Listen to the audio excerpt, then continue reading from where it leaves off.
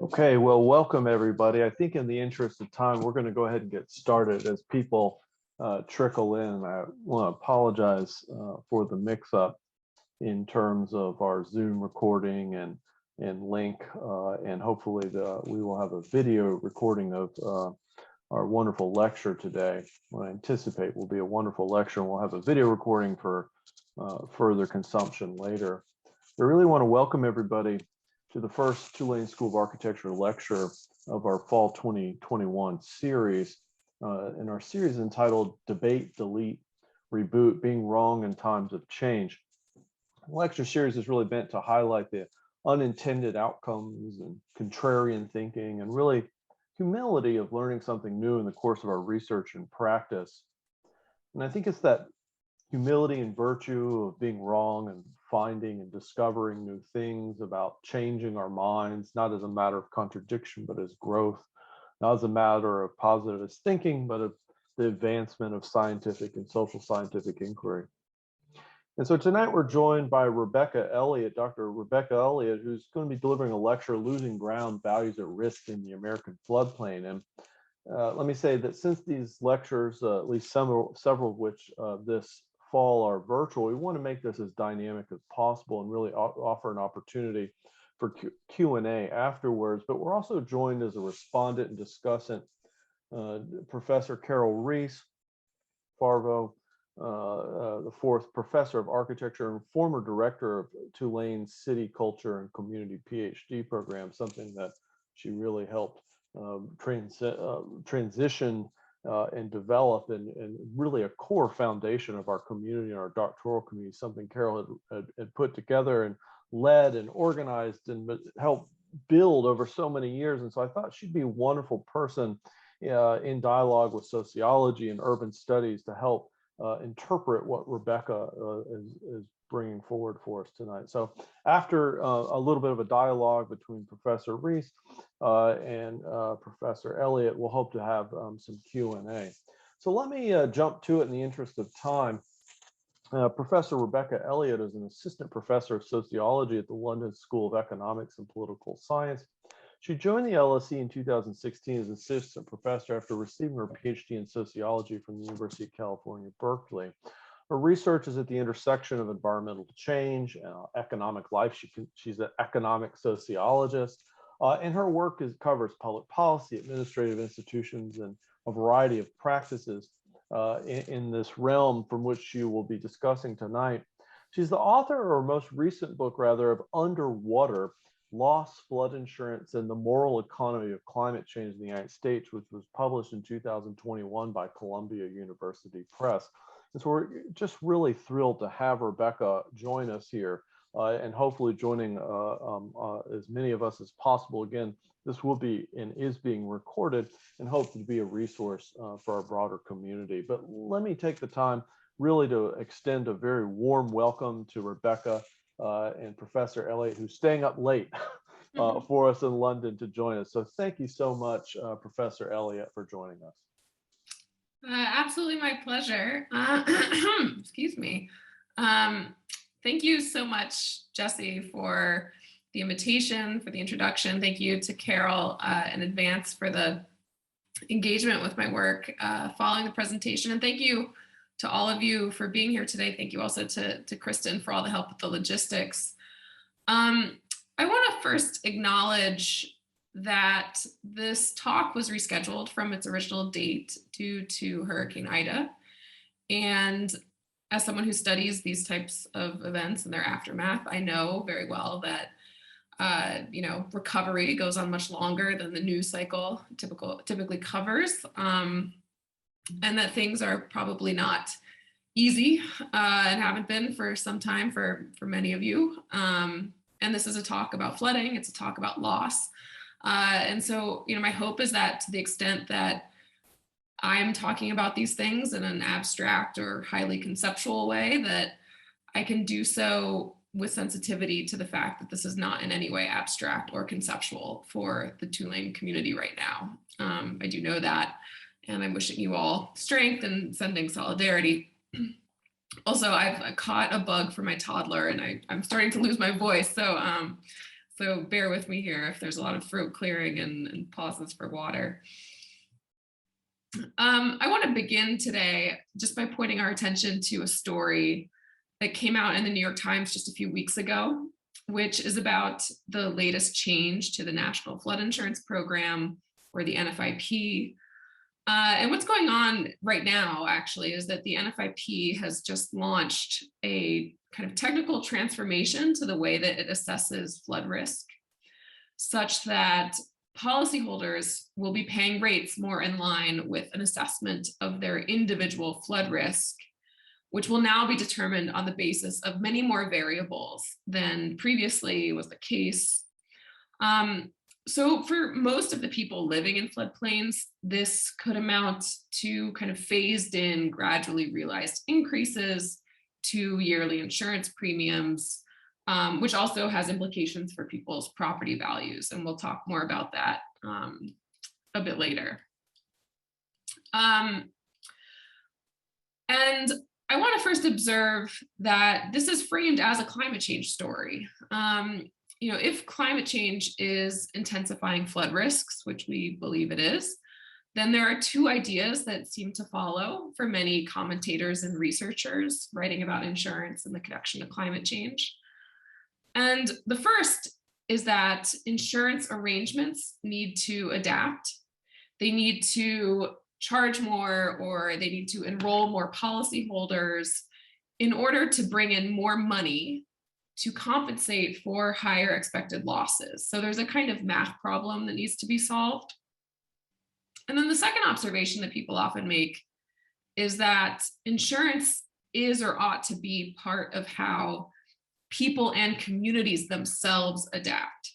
So the idea here is that insurance pricing, if it's properly executed, it signals risk to decision makers. It allows people to make a rational calculation of the costs and benefits of building or rebuilding in a particular place. And so the thinking is that we need risk-based insurance to incentivize prudent action in the face of climate change, like perhaps moving to safer ground, which this article mentions. So in addition to that math problem, there's a kind of human behavior problem that needs to be solved, which of course turns on a kind of economistic way of thinking about how information about risk and its price shapes or should shape action. And it's that second idea, that kind of human behavior problem, that I want to explore with you this evening. So I'm going to do that by sharing with you some of the material from my recently published book, which Jesse just mentioned.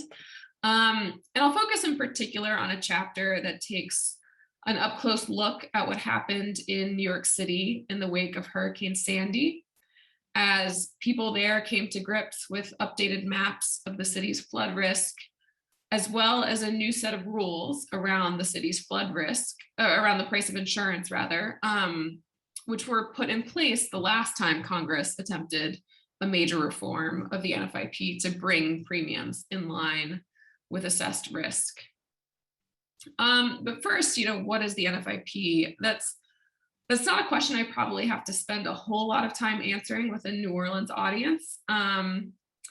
But briefly, in case you've never interacted with it yourself, it's actually a very old program. Though today it is often featured in a lot of policy conversations and journalism about climate change.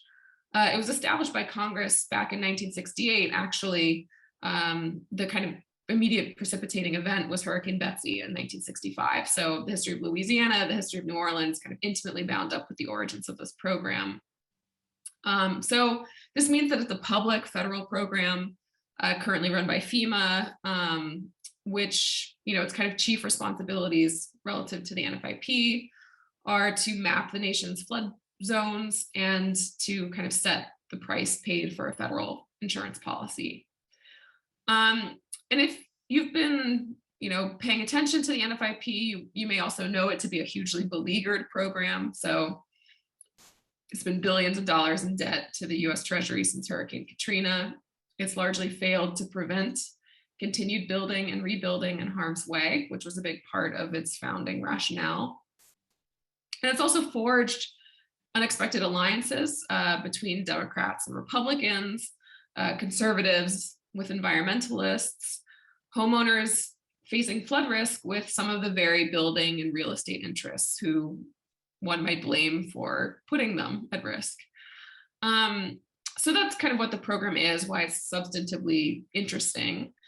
But analytically, for me, I think the way into larger questions about the politics of climate change starts from specific practices and knowledge infrastructures.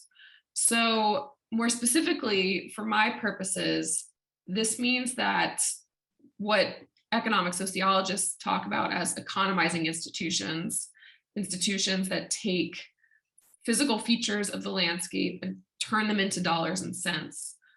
These types of institutions provide a terrain for witnessing how differently positioned social actors work out a range of different dilemmas, and they work them out in very tentative, very kind of provisional fashion. But these are dilemmas related to threats to public finances, to private profit making and real estate development, to coastal and riverine ecologies, to housing markets, and to ways of life. And so the upshot of studying the specific practices and knowledge infrastructures of an institution like the NFIP is that insurance is a terrain upon which people fight about loss. And you may be thinking, well, of course, insurance is about loss. Insurance is the institution we use to manage loss. You pay premiums to secure compensation for expected losses. But in the book, I examine and I think about loss in a more capacious sense than the one that is endemic to insurance, because there are losses at stake that are not only financial, but are also social and emotional. There are losses that can't be compensated, and so instead are resisted or mourned. And what's relevant to people as they confront loss in this fuller sense are questions about what is fair and valuable, who needs protecting and what should be let go, who deserves assistance, and whose vision of the future should be used to govern the present. And there are no answers to those questions, but there are settlements, and those settlements have huge social and material implications because reforming flood insurance involves a kind of dynamic renegotiation about who can live where, for how long, and on what terms. So the book is based on a variety of qualitative data collected over several years. The portion that I'll be sharing with you today draws primarily on interview and ethnographic engagements. And for me, the reason to take that kind of qualitative methodological approach was that I wanted to understand flood insurance as an institution that people have different ideas about and that frames social action in meaningful ways, but also as something that people experience, something that involves complex and conflicted decision-making.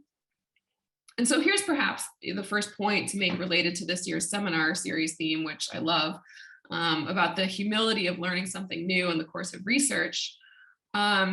Because before going into the field, of course, I'd read a lot about the NFIP. A lot of it had been written by economists and public policy folks, and that gave me the view from kind of 30,000 feet. And it also set me up with, I think, what turned out to be some naive assumptions. I kind of went in expecting this to be a story about experts versus lay people, or that the story would be a kind of straightforward one of arcane technical processes and disputes about science, or that I'd find kind of good sense opposed to denialism when it came to how people were thinking about flood risk in the future. But those assumptions very quickly fell apart, or at least they got much more complicated. And what I found instead constitutes the empirical and analytical interventions that I want to highlight this evening. And, perhaps my first clue to the complexity that I was going to have to deal with was that in one of my first interviews, someone cried about flood insurance, which I should not have been surprised by if I'd given it 30 seconds of thought. But, because it turns out that when you talk to people about flood insurance, you're talking to people about loss, about insecurity, about their homes, about their ideas of themselves and their hopes for the future.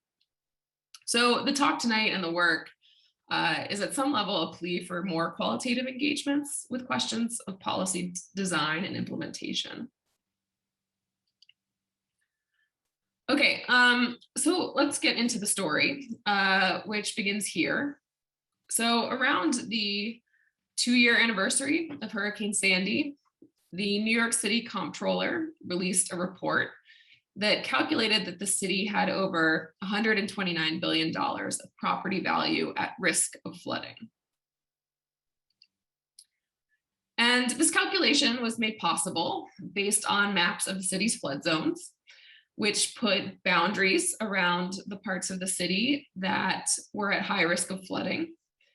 So once you've done that, you could pretty straightforwardly kind of tally up the property value inside of those zones, and that was the value at risk.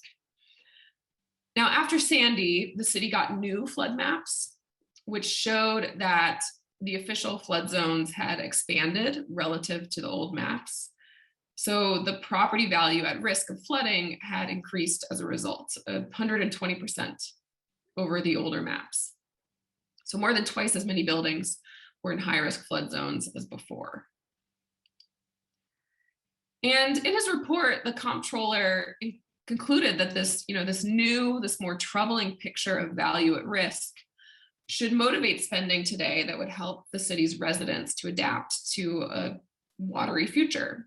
He said, with such immense value arrayed along the city's coast, we must act now to make the necessary investments to protect our homes, our businesses, and our neighborhoods from the future effects of climate change. While the cost of resiliency projects are high, investing in the city's future will pay enormous dividends, both to our waterfront communities and our broader economy. And there's a lot of sense to this. Maps like this, maps that visualize information about value and risk, are meant to empower actors to take informed, more confident decisions about where or how to build or live.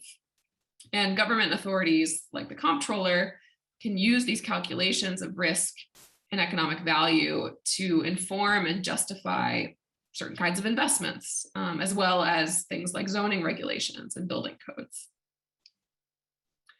But another key part of the story is that, of course, these aren't just maps of flood risk that imply certain kind of collective investments or collective decisions around regulation.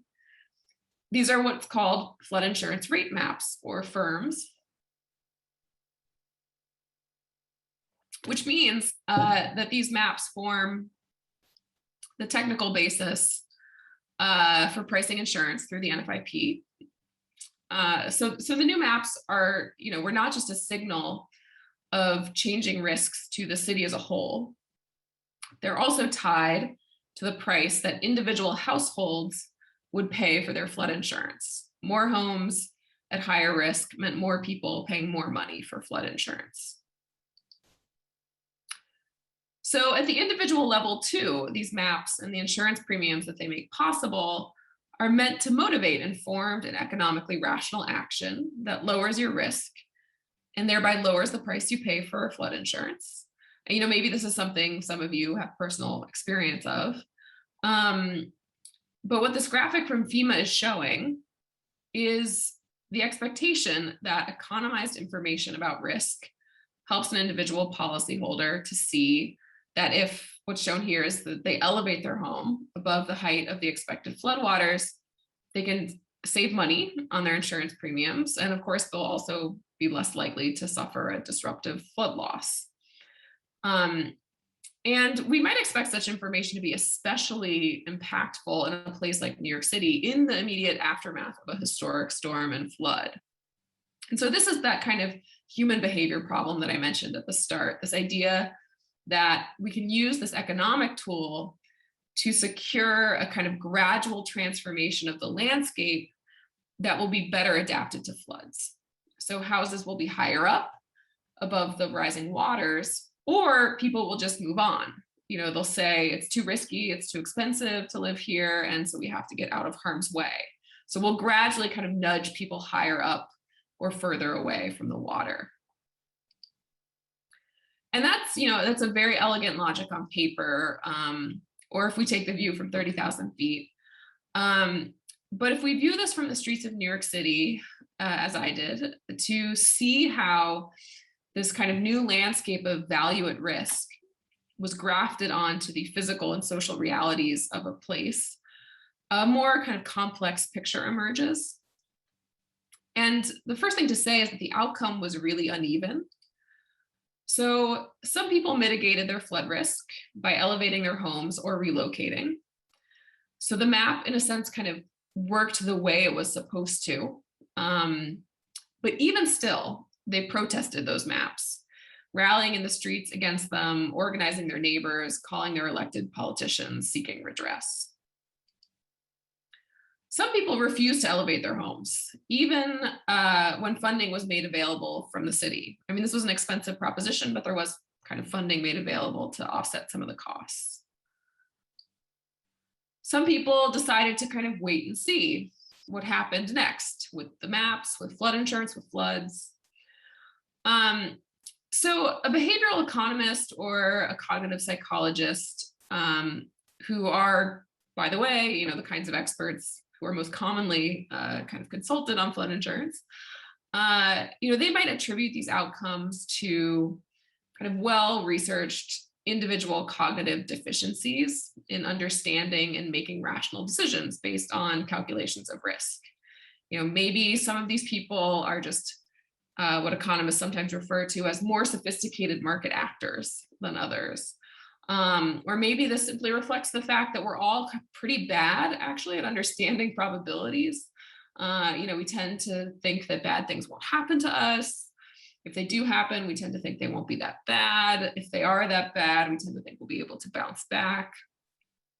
But, you know, in this case, Sandy had just happened, and people seemed to understand that the flood risk facing them was serious and getting worse. And this is actually backed up by survey data. You know, 86% of people in the flood zones acknowledged that they faced high flood risk. So as a sociologist, I was attuned less to kind of what might be going on in individual atomized heads, but what might be going on in neighborhoods and in communities, because the meaning that people gave to this map and the new insurance prices that stemmed from it, that meaning was made collectively. And I think it reflected some of the shared effects that the maps were seeming to have or portended for some of those waterfront communities. And so what I found was that, you know, rather than taking up this new map and feeling more empowered, more informed, more confident in making their risk decisions, for many New Yorkers, the new map was scarier than another storm, in the words of one man that I met from Rockaway, Queens. So, you know, what could make a flood map scarier than another storm? And what made the map scarier than another storm was the ways that for New Yorkers, that map didn't simply depict one kind of value, property value, at risk of one kind of harm, flooding. The map actually exposed, and people felt intensified, multiple risks unfolding along multiple timelines, as well as seem to threaten rather than to protect multiple forms of value. And that led people to protest the maps and the changes to rate setting in the NFIP, even when they took steps to mitigate their own individual risk. So let's talk about the kind of multiple risks that are relevant to how people seem to be making decisions in this context. And we'll get into kind of some of the data that appears in the book. And so these are risks that are not only revealed through engaging with the maps. To some people, these are experienced as risks that are indeed caused by the maps. And so the first set of risks are kind of economic risks. Trish in Broad Channel, Queens, is someone who sought to mitigate her personal exposure to flood risk through a home elevation project. But she ran out of money for the job, and she couldn't get a second mortgage to finance its completion, which left her family kind of indefinitely physically and economically insecure. So following through on mitigation and realizing its rewards is something that can be depicted in a cartoon and put on FIBA's website, but in practice, it's a really protracted process, which introduces economic strain for unknown stretches of time. These are things, you know, to the extent that this audience is architects, you are probably intimately familiar with. And these economic difficulties can lead to, in Trish's case, experiences of moral struggle because they kind of challenge the stories that people have about their own honor and self-worth. So Trish says, you know, I do things to protect myself. We're struggling now. Going into debt at 52 years old is not where I wanted to be. But, you know, it's not just immediate economic strain. It's also a kind of longer term worry about the future. This is a quotation from a flood insurance help desk. These were events convened by kind of local housing organizations. And this is a homeowner, a woman from Garrettson Beach, who said this through tears. You know, a lot of my neighbors, they're going. What if we want to walk away? No one wants to come down the block to see our house. So people are really thinking about, you know, their longer term trajectories and their kind of projections of their own and their family's economic biographies, their plans to provide for their children's education, to provide for their own retirement. You know, these things are kind of immediately jeopardized in ways that people feel very viscerally. New Yorkers also understood themselves to be at risk of kind of further political developments related to flood insurance, which they knew had in the past, could again at an unknown point in the future, lead to more changes to the map or to the program more generally. And that would then change the situation on the ground, even if there was never another flood. So, you know, all insurance systems, whether public or private, are politically determined in some way or shape or form. But, you know, the NFIP, because it's a public and federal program, is, you know, very conspicuously shaped by shifting political priorities, by inconsistent funding commitments, by kind of evolving reform agendas. And so whenever the NFIP is reauthorized, any changes to the kind of regulatory arrangements can then set off further local changes to land use, to building codes, zoning regulations, things like that. So Sophia's house in Broad Channel was completely destroyed in Hurricane Sandy.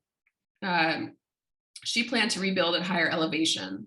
However, if the federal government can come in and say, okay, you built to code in 2014, but now it's 2025 and you're no longer up to code, then what? They're going to keep changing the rules of the game midway. So she knew those rules could change further, they could change back. And at a flood insurance help desk on Staten Island, a housing counselor described the situation to me this way. We know flood insurance is going to go up. The question is it 15%? Is it 18%? Is it 25%? What are people to do? They're facing flood insurance rate increases very, very quickly. And most people in this community are on the margins of being able to pay their mortgage. Homeowners have an enormous amount of distrust in government, and the government hasn't helped their case any with all the promises and broken promises and when things are going to happen. So based on the consultations that he'd done, you know, he said, I wouldn't say people flat out don't want to elevate. Instead, they seem to want to wait and see if those changes to the map and the insurance rates would actually stick this time. And then finally, as we saw, the comptroller's report confidently connected the new depiction of flood risk to climate change adaptation that would protect the financial value at risk in the city. But for people on the ground, the new map and insurance prices were a much more ambiguous, a much more kind of politically contentious signal of how near or how far climate change might in fact be. So New Yorkers debated whether the map was indeed reflecting local effects of climate change. It did not formally account for climate change in any technical sense. But Dave from Rockaway, Queens described the new map as a, quote, fantastic exhibit A for climate change. He says, I think that just from the amount of homes in flood zones has at least doubled. And that tells you something, and that's not out of preparedness. It's a reaction to what happened. I think that it's a very real thing now. And I think that people here are very keenly aware of that. Everybody, all the people that are educated are saying that. I think that that's very real. Amy, who's an insurance consumer advocate, whose organization advises policyholders in the wake of disasters, she says, she knows on some level rising water is going to wipe things out. But in her kind of professional capacity, she has trouble figuring out where her organization should be. She says, I could be lockstep with my environmental colleagues and saying, don't allow new construction, don't allow new construction. But how do you say to someone who's been living, the firefighter, how do you say to them, I'm sorry, but you can hear how my focus keeps coming back to wanting people to be able to have insurance, which is not a radical. The radical thing is don't let them live there. And I can't be there because my constituency is the people who are just trying to live their lives and they don't know from rising sea levels. They just know I've got to drive my kid to school. I've got to get to work, So Amy feels conflicted as to whether she should interpret the new map as grounds for urging homeowners, even if they can make it work financially today, to move out of harm's way, given a potentially riskier and more expensive future for them.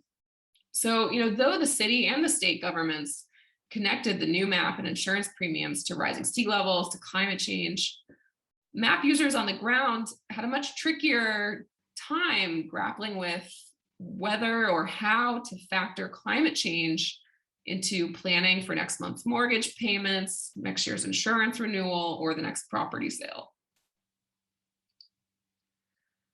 Okay, so let's talk more about these kind of plural forms of value that were relevant.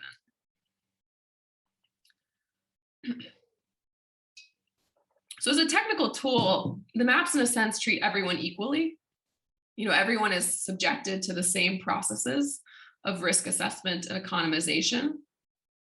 But as risks and costs increase, of course, people vary tremendously in their ability to absorb that. And so this is a quote from Dan in Broad Channel, who describes his neighborhood this way. This is working class families. This is the people who live here are the people who pick up your garbage, they teach your kids, they keep you safe from criminals, and they run into burning buildings. That's who lives here. So the insurance logic works well if you can indeed afford to undertake a home elevation project. But a lot of people couldn't, or to afford it, they'd have to raid their kids' college fund or spend all the money they save for retirement or borrow from friends and family. So, they're relatively privileged in the sense that they own property, but they're not so flush with cash that undertaking a project like this is in any way a kind of trivial expense. And flood insurance is mandatory for people who live in the high-risk flood zone and have a federally backed mortgage, which many people do. So if the new maps result in your insurance rates being recalculated to cost $9,500 a year, as is in this graphic, that could very well put you in danger of not being able to retain your policy and not being able to pay your mortgage.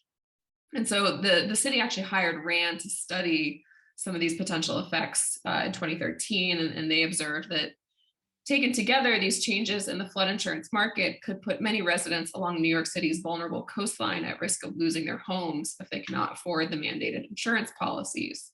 Hardest hit will be low to moderate income residents, including communities of working class families who have lived on or near the coast for generations. And so for people like that, there was another economically rational course of action, of course, which was to leave. So what the maps forced these communities to confront was the kind of uneven transformation of neighborhoods where some people, but not all, might be priced out. So in this way, the maps seem to kind of transgress values in the sense of beliefs that people share about what is important in the world, values of fairness, values of equity. And this is a quote from Grace, who's a construction manager in Broad Channel, Queens.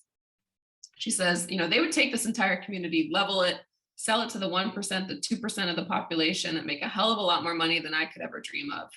They put up houses here or condos, sell them at $2 or $3 million a piece. But meanwhile, the regular Joe Schmoes out there, they're making $50,000 a year. Are they going to turn around and say that the Hamptons, are they going to tell them that they can't rebuild their neighborhood? I sincerely, with my heart of hearts, do not believe that. So Grace, effectively wonders, why is it acceptable or even desirable for me to lose my home for the sake of adapting when other privileged people don't have to face that? And these distributional effects on kind of more versus less affluent places seem to undermine the legitimacy of this kind of ostensible purpose of the map to kind of help protect at-risk people and places from facing future losses. But these places are dangerous. They are expensive, you might be thinking. For their residents, they may be risky if we're thinking only about flood risk, or worthless only if we're thinking about property values and home finance. But they had other kinds of value that people cherished. So this was that first part of that quote from Dan that I showed you earlier. But here's what he went on to say. There's a sense of community down here that's existed since the 20s. And after the storm, this town had the first resource center up 2 nights after the storm. We have a sense of community that I think is very strong and something that is admirable and something that countries always sought to support. And when I asked if he would move away, it's getting riskier, it's getting more expensive. He said, "You're wasting your breath. We're never going to move away."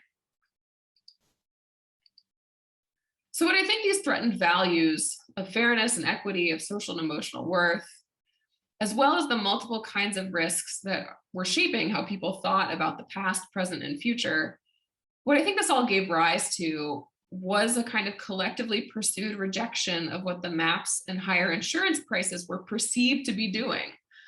Homeowners weren't saying, we don't want to be safe from flood risk, or we don't want to save money on our insurance. They were saying that there's more here that needs protecting. There's more here that we value. And the maps and the insurance premiums aren't an effective tool for protecting those things. So what does this story give us leverage on, just to wrap up? The unavoidable presence and interaction of multiple interacting risks and values complicates the question of what to do and when. So behavior that might look irrational on its face might just be oriented towards trying to protect other things that matter. Values and risks can combine in ways that make people feel that the losses they face are losses of honor, self-worth, connections to past generations, stable routines, cherished relationships with neighbors, emotional attachments to homes. So a decision not to mitigate flood risk or not to relocate may help people to hold on to those things, at least for a little while longer. And even when people do take steps that look or are economically rational, they may not in fact feel that they are safer, more secure, or better off as a result.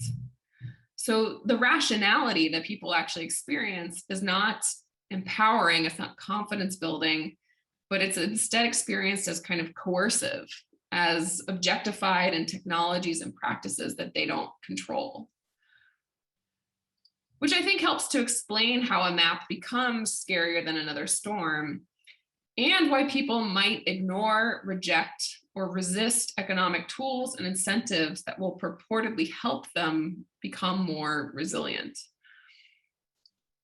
So if we return to where we started, because of some of the dilemmas and controversies that were created the last time there were changes to the NFIP, FEMA is proceeding pretty carefully here. It's tried to incorporate into this new rating strategy some accounting for inequality by including information about home value in its algorithm so that the price you pay for insurance is more sensitive to what you have and what you can afford. But it does still rely on this, simplified idea about the kinds of calculations that people make when they're confronted with a risk classification and an insurance premium. So as these changes go through, I think we shouldn't be surprised if we see the recurrence of some of these same kind of familiar social dynamics. And what that suggests to me is that, when it comes to climate adaptation, we need approaches that recognize, that anticipate the kind of conflictual, conflicted, and contradictory nature of risk reduction, measures that indeed are live to the possibility of unintended consequences. So thank you. Well, thank you very much, Professor Elliott, for such an engaging lecture. And I think, if anything, among our constituents represented here today in the architecture school, we have an appreciation for what it means to draw a map and the wide ranging implications for who interprets that map, how it's utilized in matters of public policy, but also the tremendous complexities that come along with risk mitigation itself. And something that is straightforward, like base floor elevation, design floor elevation, freeboard elevation, that seems so simple, is not so simple. Indeed, I was on a call today with the federal government, and there's some estimate of something in the order of $100 billion going into risk mitigation, many hundreds of millions just in the elevation of homes, which is an enormous architectural challenge, but one that has many dimensions, I think, which you framed for us today, that I think those of us in the built environment have to be sensitive to. But listen, I've said too much, and I'm very appreciative and again, apologize for everyone for running late and the link snafus and everything, but I want to turn it over to Professor Reese, and maybe can guide us into a little bit of a conversation as to these complexities and also your methods, which I think are really insightful as we try to amp up our methods training and our research across the university. So let me turn it over to Carol, if I may. Thank you so much, Rebecca, for that talk and for your book. It couldn't be more timely and present here for us, especially in New Orleans. So I just want to say that, in terms of, I'm cruising through the 57 or so folks who are on our call, and I see faculty, I see students, and I see practitioners out in the city who are all here. So I was thinking about how I might fashion a set of questions that could particularly perhaps reach each of those constituencies, and maybe there are also just some folks from the city as well. So where to start? Well, I'm really interested in your role as faculty member and as an economic sociologist. So I'd like to know whether you consider yourself an activist scholar. And I'd love to hear you talk about the role of public sociology, which you do mention in the book you engaged in to a certain extent as you were doing this research. And I suppose that takes us into the realm of pointed toward policy formation. So if you could just range over those questions, I think we'd all be grateful. Yeah, I mean, I think that temperamentally, my inner activist is very shy. Maybe that's not unusual. Maybe what draws a lot of people to sociology, which if there's a kind of one overriding concern in sociology, it's really inequalities of various kinds. But the way that we feel we are of service to those things that we care about is by doing the research. And I think that's kind of very much where my strengths lie, I think. And so, you know, my way of doing public sociology was to basically take rules, processes, changes that were very hard for people to understand, you know. I mean, and of course, you know, the context that I'm doing my research in is, you know, in the aftermath of Hurricane Sandy, people are trying to deal with not just flood insurance, but a range of things related to getting on with their lives and making those decisions. You know, it was my full-time job to understand flood insurance, and it still wasn't easy. And so the way I kind of pursued my own version of public sociology was to break that down into kind of user-friendly materials. So I did a series of kind of guest blog posts for local community organizations, basically saying, these are the changes that are happening. This is when they're happening. These are the kinds of options you have under current policy. These are the things to be thinking about. And then, you know, going along to events, and, you know, if someone were to kind of turn to me and ask what I was seeing, you know, or what my impression was of the situation, to kind of be able to be a resource there.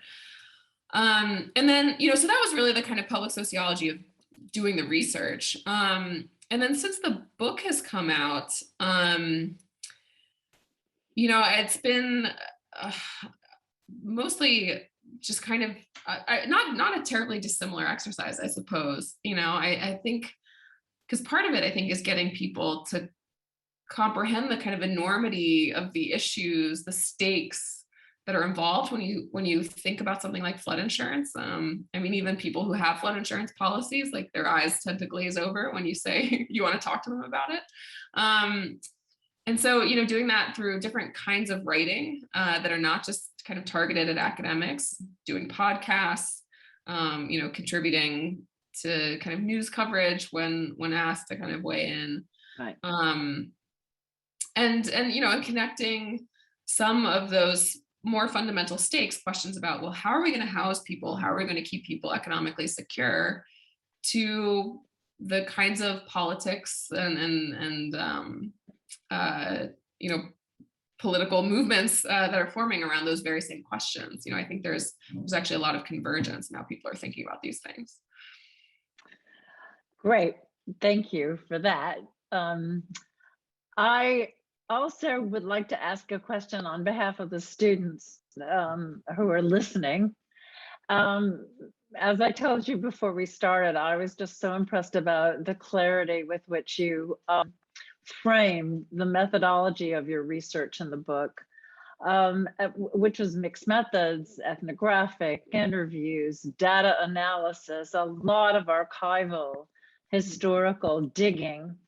Do you have any words of wisdom, you know, for our graduate students, particularly in architecture, who are grappling not with a 5 or 7 year Ph.D. process, but with trying to understand how they can apply the sorts of methodologies that you used as they go out into practice?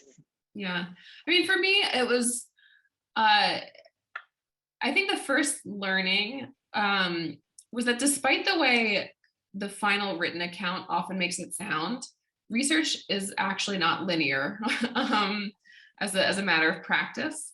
So, you know, it's not as, I'm sure I wrote grant applications where I had, you know, really solid research design. I had everything kind of sketched out.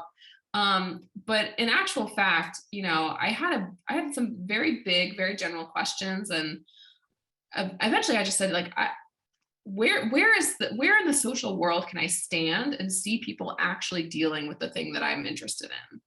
You know, because the big question when I started my PhD was like, well, what are the costs of climate change? How do we know what they are? Who's paying them? You know, what are the controversies around that?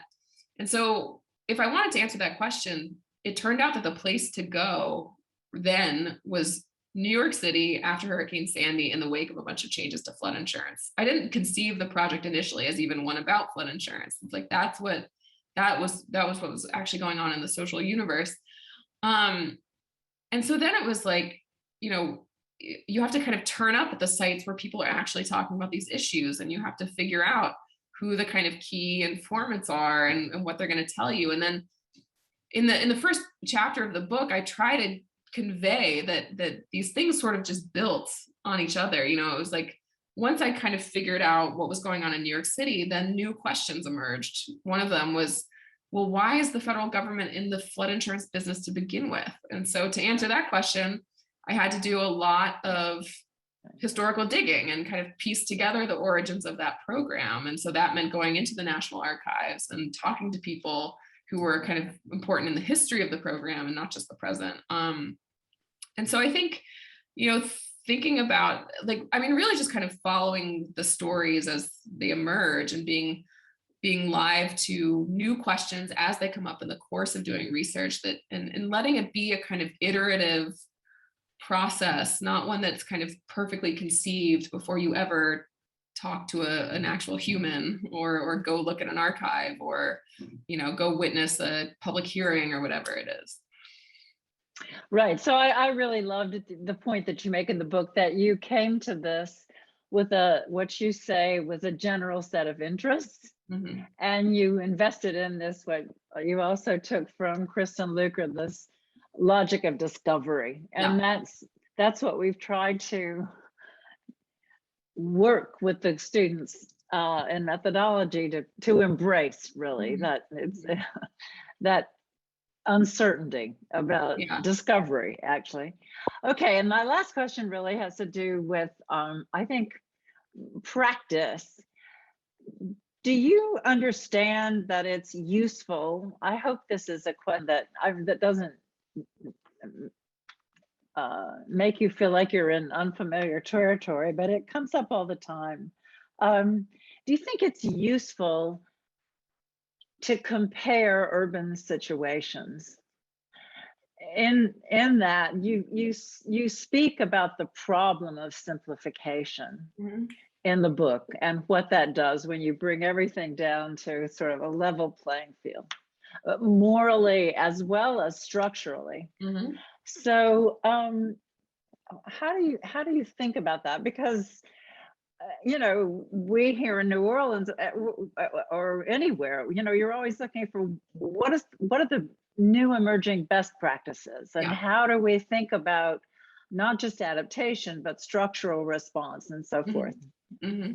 I mean, I love this question because in some ways the first context in which I started thinking about it was among architects.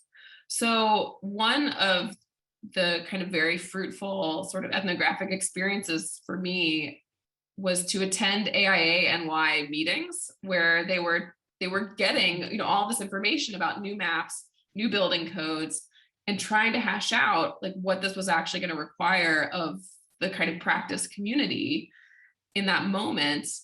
And, you know, one of the first observations, and this ultimately led to this Department of City Planning writing a whole report about it, was that graphic that FEMA creates is great in the suburbs.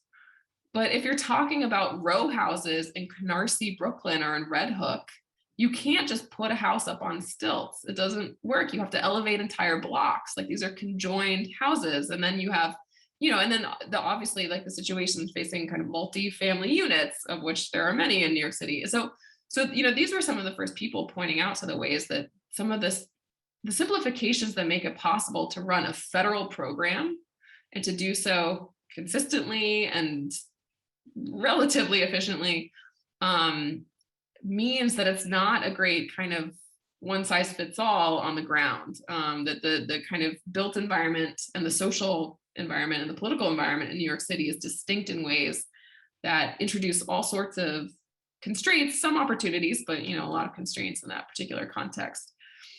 So I mean, I think that's kind of the productive tension actually in thinking about some of these issues, is that, you know, and that's going to be true beyond flood insurance. Anytime you have a kind of federal approach, federal policy, the question then becomes, well, you know, equal policy is not always equitable policy. Like, what's it going to look like on the ground when people have kind of different resources available to them to navigate that policy? You know, we're seeing that is true in the case of kind of buyout programs as well. There are kind of range of things where, you know, the particularities of a place and the kind of resources it has and its topography, you know, throw up all kinds of new challenges that I think we want to be attentive to if we want and expect those policies to work. Thank you. I want to open it up now to those who are still with us. I don't see questions in the chat, but since we're all live, it would certainly be possible for folks to unmute themselves and ask you questions directly. We can do that, right, Jesse? I think so. Yeah, so if anybody, just unmute yourself if you have a question. Shout out a question. Yes, just shout out a question for Rebecca. Otherwise, I can go on and Jesse can go on, but please do.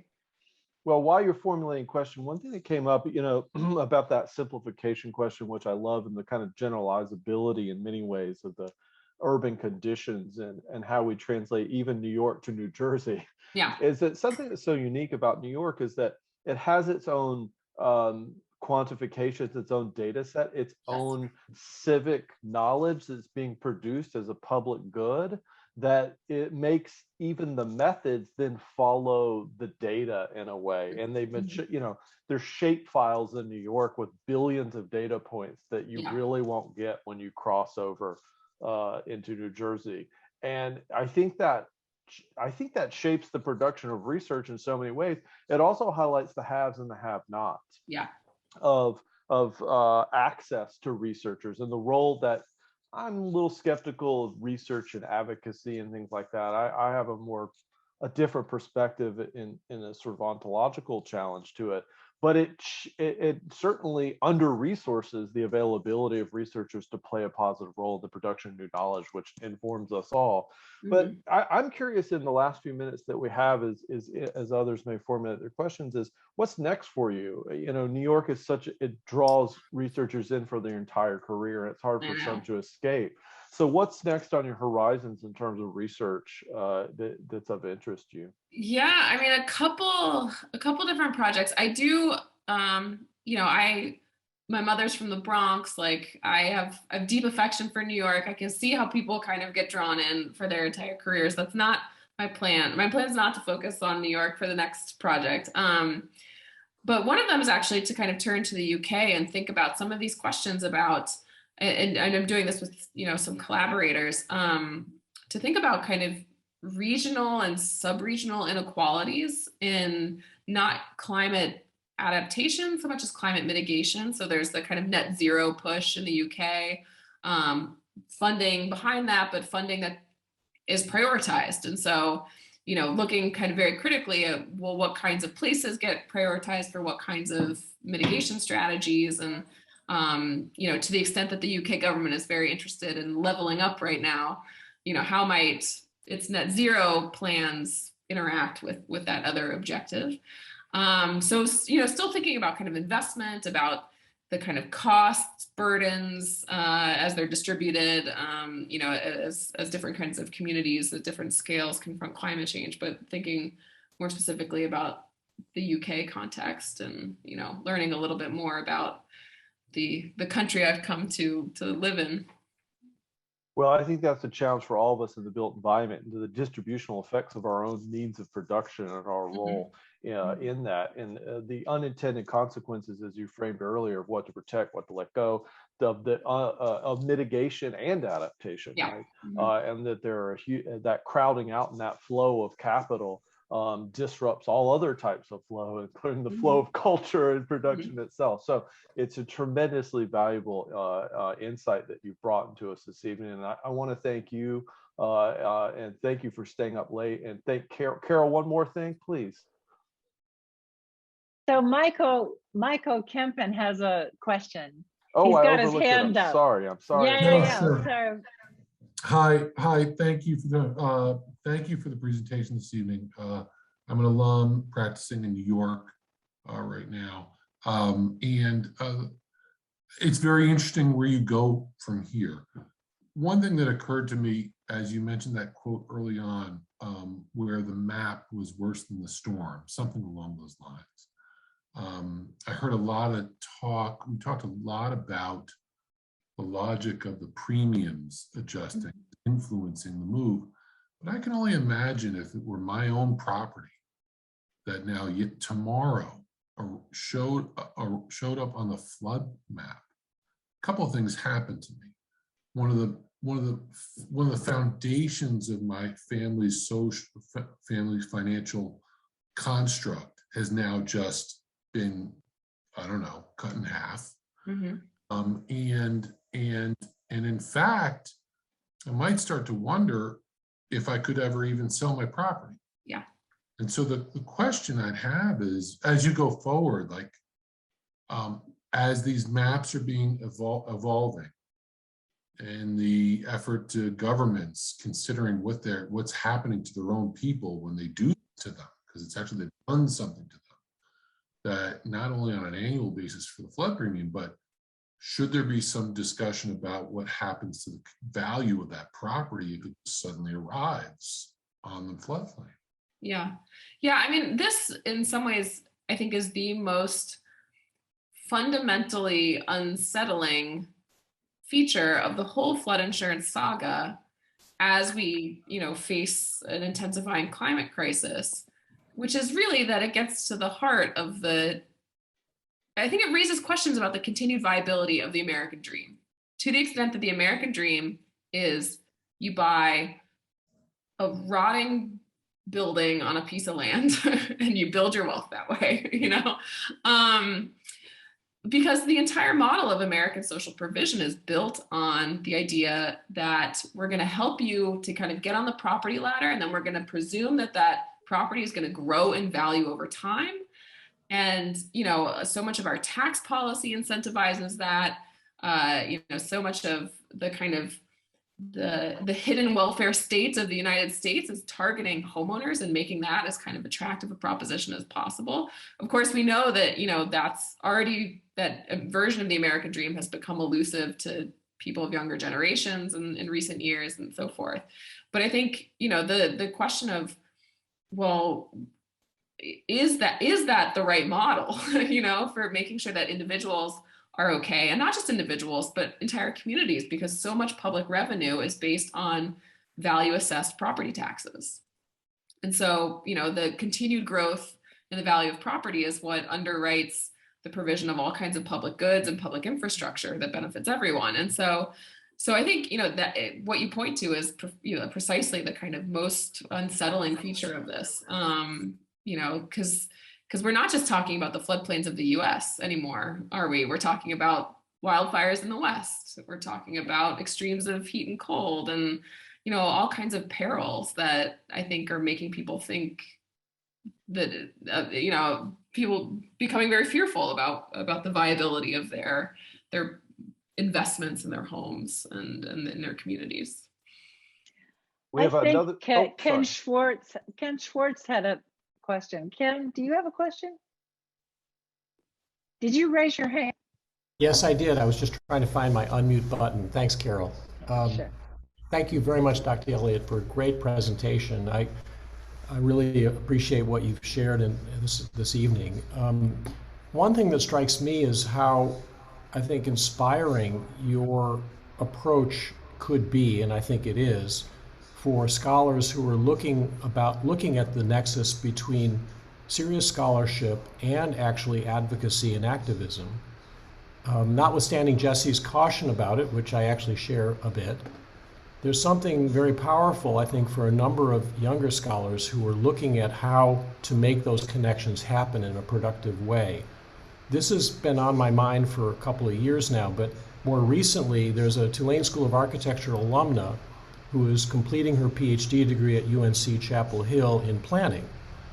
And her entire next step, sort of following in the kind of footsteps that you have taken, is really to look at how she can leverage her academic interests in ways that can really become powerful in the world, in a direct sense. And clearly, your work is already powerful in a scholarly sense. So I want to just congratulate you on the work you're doing. I have to confess, I have not read your book yet, but I will. And I'll also recommend it to our former student if she hasn't read it already. So thank you for being with us this evening. It's a fantastic presentation. Thank you. Thank you so much. That's really means a lot. I think we've got Megan. Just wanted to ask a quick question, not to take too much of a tangent, but I was just wondering, after kind of speaking to people and spending so much time looking into these issues, if you kind of thought the decommissioning of coastal towns that's starting to happen in the UK, where actually people are just being told to move in the next kind of 50 years, whether you think that would even be proposed in the US, would it? I know we have very different opinions on land ownership, but whether that would even sort of take hold over here. Yeah, and it is really hard to imagine. I mean, I think in some ways the American version of that, I mean, so the book is, you know, it's about loss, it's about letting go. I mean, the other project that I'm thinking about that I've started work on is a project about staying put and the kind of relentlessness of the impulse to stay put. And it's really, it really derives from that quote from Dan in Broad Channel, where he says, you know, you're wasting your breath. We're never going to move away. And it's that like digging in that, I mean, I don't know if there's something kind of peculiarly American about it. You wouldn't think so, especially if you're comparing something to the UK, where ideas about land and patrimony, I mean, this, you know, this country invented private land, right? So, but it is really fascinating. And so the way I'm thinking about it in the US context is empirically is to focus on kind of infrastructure, protective infrastructure that allows for kind of incumbent land uses and incumbent residents to stay put for, you know, a certain amount of time, to avoid having to confront the question of like, does this mean we all just pick up stakes and move? Because you're right. I mean, I think it is something that I think about a lot, given that I'm an American who studied the US and I'm now living in the UK. Well, really, that opens up for what could easily be another hour's worth of conversation, and is indeed the object and subject of an ongoing amount of work and research at the School of Architecture. And Megan is joining us, is doing some of that work in her own right. So it's very exciting to see these connections happen. Well, listen, I want to thank you so much. Thank Carol, of course, for setting us in motion with a rigorous discussion this evening, but really thank Rebecca for staying up late and proceeding with this talk despite being a little under the weather. So thank you so much for joining us and for staying up late. We're really just so privileged to have you join us. So thank you so much. And for taking the time. We will be back next Monday, October 25th, to welcome Professor Rania Gostin, Associate Professor at MIT and founding partner of Design Earth, for a lecture, Geostories. So we'll see everybody next week, and I hope everybody takes care. And again, thank you, Rebecca, so much for your talk and for joining us today. Thank you. My pleasure. Thanks, everyone. Take care, everybody.